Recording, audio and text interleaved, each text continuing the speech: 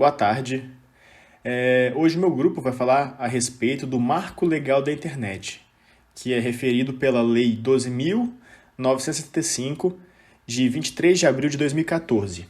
O grupo é composto por mim, Antônio Henrique, Caio Correia Campos e Rodolfo Arrivabene.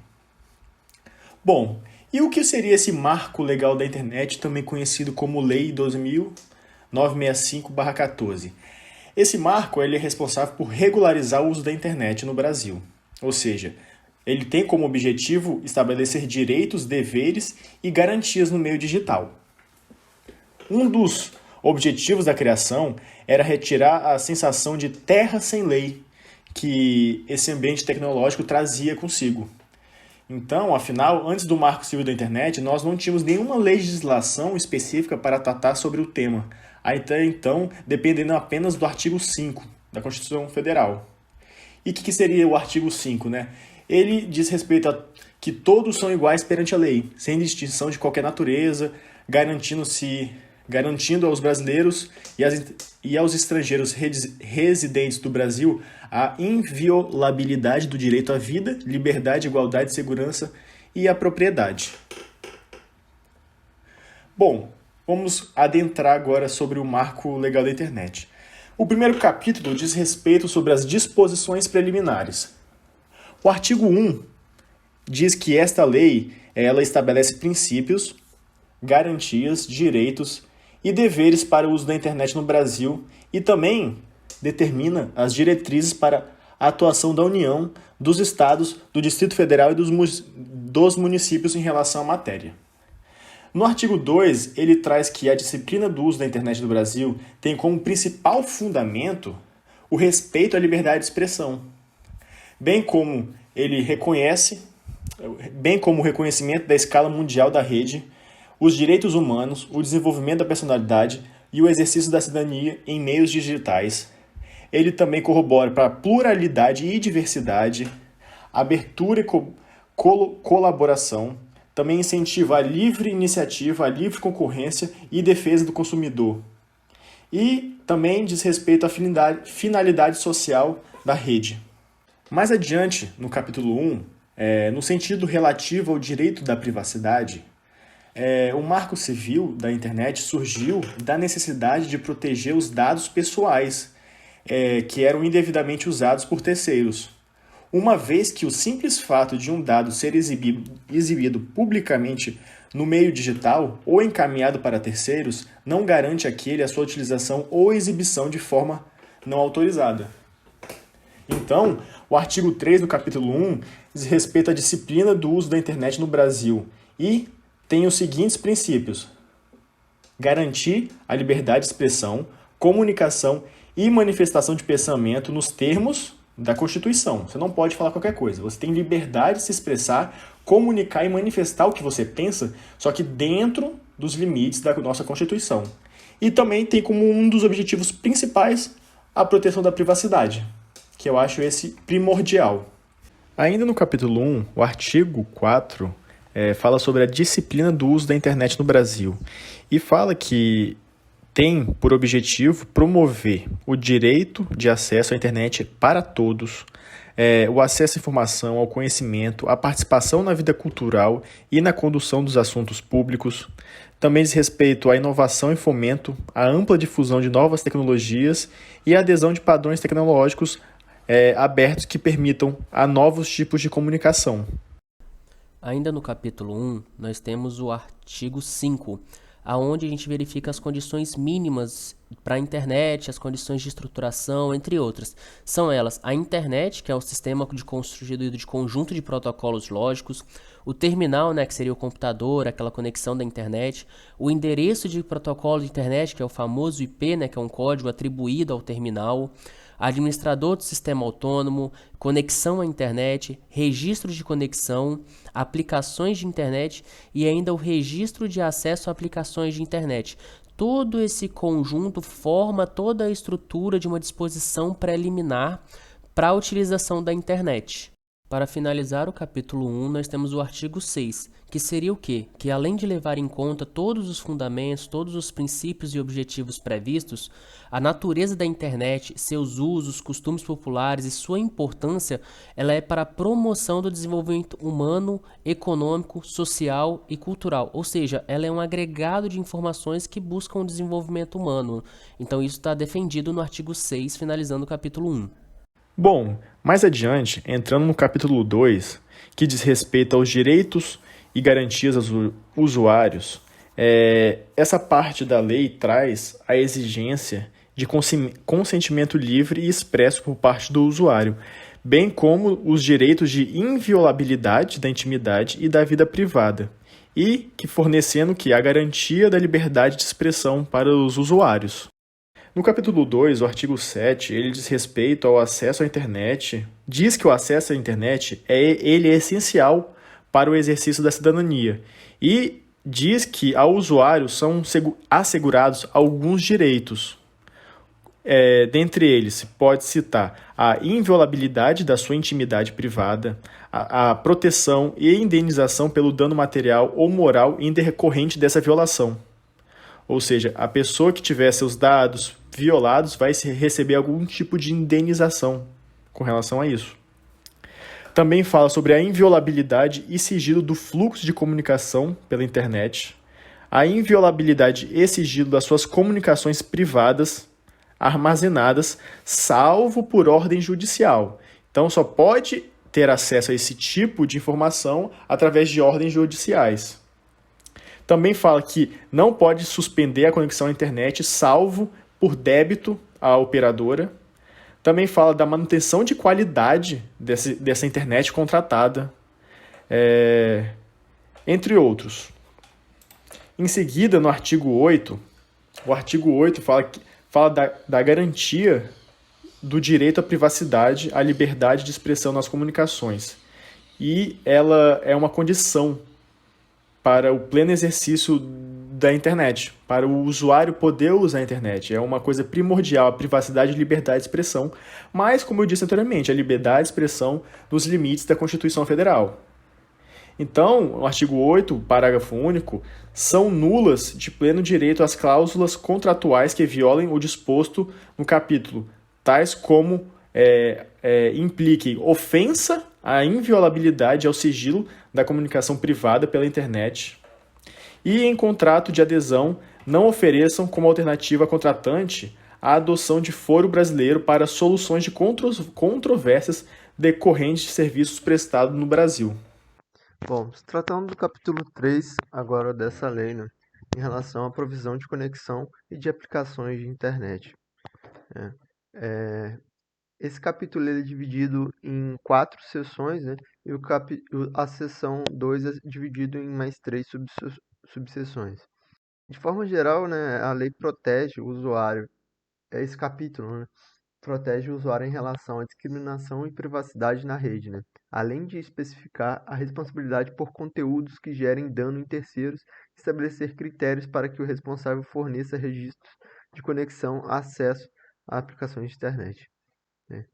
Então, em relação à primeira seção desse capítulo, sobre a neutralidade da rede, o artigo 9º, ele traz, né, que o responsável pela transmissão comutação, roteamento, tem o dever de tratar de forma isonômica quaisquer pacotes de dados, né, sem distinção por conteúdo, origem, destino, serviço, terminal ou aplicação.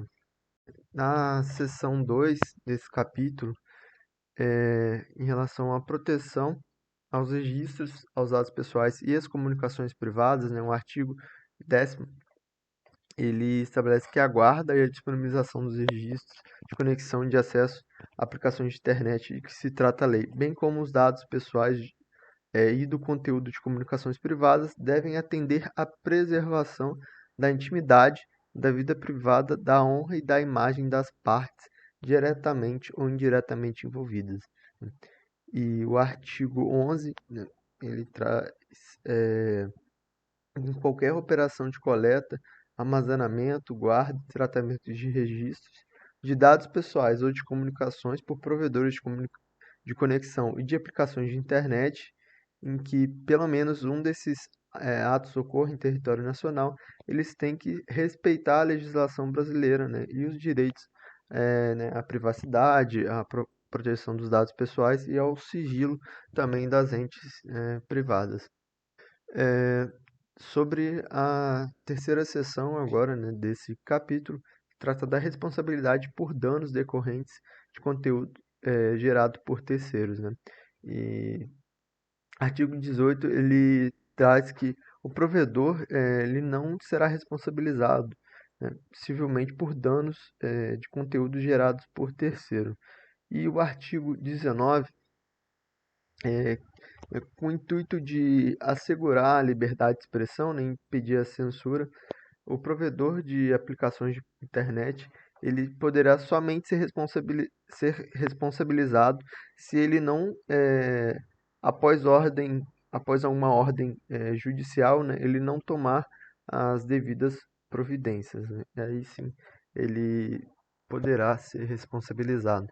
E na quarta seção, né, que é sobre a requisição judicial de registros, né, o artigo 22 ele traz que a parte interessada ele poderá, com o propósito de formar conjunto probatório em processo judicial, civil ou penal, em caráter incidental ou autônomo, requerer ao juiz que ordene ao responsável pela guarda o fornecimento de registros de conexão ou de registros de acesso a aplicações de internet, né? Então, parágrafo único, né, traz aí que, sem prejuízo dos demais requisitos legais, o requerimento deverá conter, sob pena de inadmissibilidade, né, fundamentos, indícios de ocorrência do ilícito, né, a justificativa motivada da utilização dos registros solicitados, né, e o período ao qual se referem os registros, né. Então, em caso de ter fundados indícios de alguma coisa ilícita, o provedor ele terá que fornecer, né, esses dados estabelecendo, né, a justificativa, os indícios e também mas somente também no período ali no qual se referem os indícios, né, para fins de registro. Trazendo agora sobre o capítulo 4 em relação à atuação do poder público, né, nessa lei. Então, o capítulo 4 ele estabelece diretrizes de atuação do poder público na rede, bem como os objetivos a serem buscados, né. O artigo 24 traz que constituem diretrizes para a atuação da União, Estados, do Distrito Federal, dos municípios no desenvolvimento da internet do Brasil, né, sendo um deles, né, a promoção da racionalização da gestão, expansão e uso da internet, bem como com participação do Comitê Gestor da Internet no Brasil, né. E o artigo 25, né, traz as aplicações de internet de entes do poder público, né, que eles devem buscar. No caso, um deles é a compatibilidade, né, do serviço de governo eletrônico com diversos terminais, sistemas operacionais e aplicativos para seu acesso, e também a facilidade de uso dos serviços de governo eletrônico, né. O artigo 26, né, traz que o cumprimento no dever constitucional do Estado na prestação da educação em todos os níveis de ensino inclui a capacitação integrada a outras práticas educacionais para o uso seguro, consistente e responsável da internet como ferramenta para o exercício da cidadania, a promoção da cultura e o desenvolvimento tecnológico, né.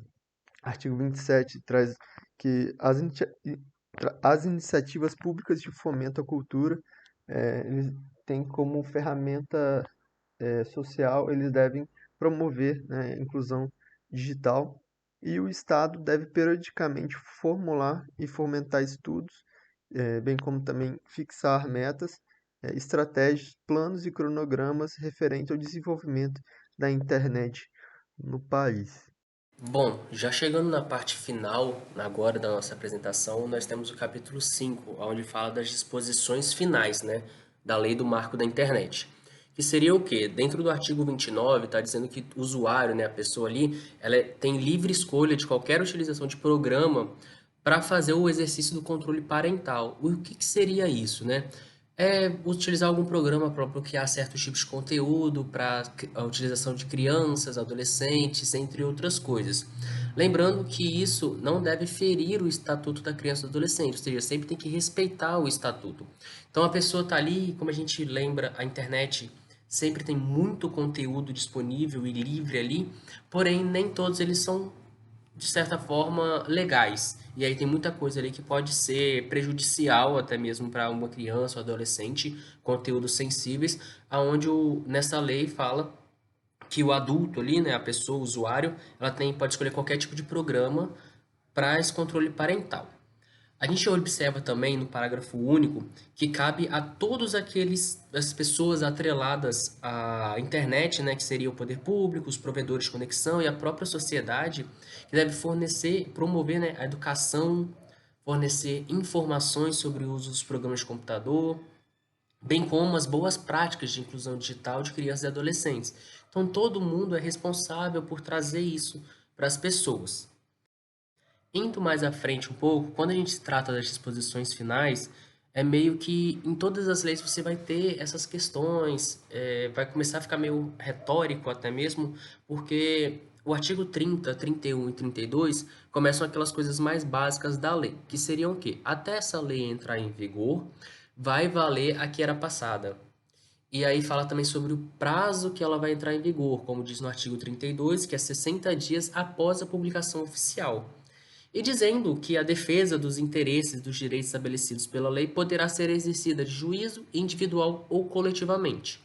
Então essa parte meio que é genérica para muitas leis, porque vem da parte de aplicação mesmo, de quando ela vai entrar em vigor e como que ela vai funcionar a partir daí em diante. Com isso, eu gostaria de trazer algumas informações a mais para agregar valor no trabalho, trazer mais informações além do que está escrito ali na lei e do que a gente entende por ela. Dentro do Brasil, existe uma associação chamada Associação Brasileira de Internet, que é ela que fiscaliza, regulamentariza e cuida dessa parte da aplicação da internet dentro do Brasil. Ela e diversas outras associações promovem um mapeamento do setor de provimento à internet no Brasil. E aí eles fazem um banco de dados chamado TIC Provedores. Ele sai todo ano, porém o dado mais recente que tem é de 2020. Dentro desse TIC de provedores, ali é como se fosse um banco de dados com diversas informações qualificatórias dessas empresas, seja por conexão de banda, seja por qualidade. Então, tem diversos conteúdos dentro desse tipo de provedores para consultar com relação a essas empresas. Trazendo mais informações, dentro do Brasil, a gente soma com 12.826 empresas provedoras de internet. Esse era o valor em 2020. Como a gente pode ver, no território nacional, a gente tem muitas empresas que são provedoras de internet. E aí, cada local tem uma específica, às vezes uma em território nacional, e sejam elas para telefonia móvel, sejam elas para fibra ótica, satélite, entre outras. Uma coisa interessante sobre a internet é que nossa vida ela está totalmente atrelada à internet. Tudo que a gente faz hoje em dia praticamente precisa da internet.